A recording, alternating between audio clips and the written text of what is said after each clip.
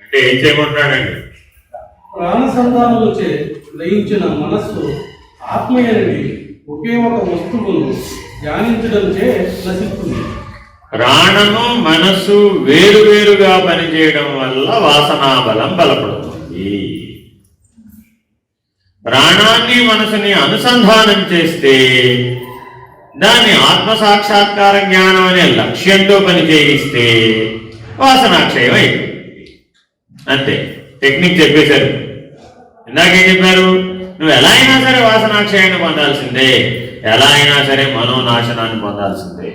మానవ జీవితంలో నువ్వు ఇది కనుక పొందకపోయినట్లయితే జన్మ తప్పదు, నిర్ణయంగా చెప్పేశారు. కాబట్టి మనం చేయాలా వద్దా? చేయాలి. మరి ఎలా చేయమంటారండి? ప్రాణము మనసు వేరువేరుగా పనిచేయడం వలన నీకు వాసనాబలం ఏర్పడుతుంది. ప్రాణము మనసు అనుసంధానపడి ఒకే లక్ష్యం వైపు గనక పనిచేసినట్లయితే, ఒకే ఆత్మ సాక్షాత్కార జ్ఞానం అనేటటువంటి, ఆత్మభావం అనేటటువంటి, ఆత్మనిష్ట అనేటటువంటి లక్ష్యంతో గనక ప్రాణ మనస్సులు గనక పనిచేసినట్లయితే నీలో ఈ వాసనా బలం ఏర్పడదు, వాసనాక్షయం జరిగిపోతుంది. ఒకదానికి పరిష్కారం చెప్పేశారు. వాసనాక్షయం ఎలా అవుతుంది? మనం కూడా ఏం చెప్తున్నామండి? బాబు, నీకు రోజుకి 21,600 సార్లు శ్వాస జరుగుతుంది, దానితో పాటు సమంగా శ్వాసతో సమంగా జపం చేయి.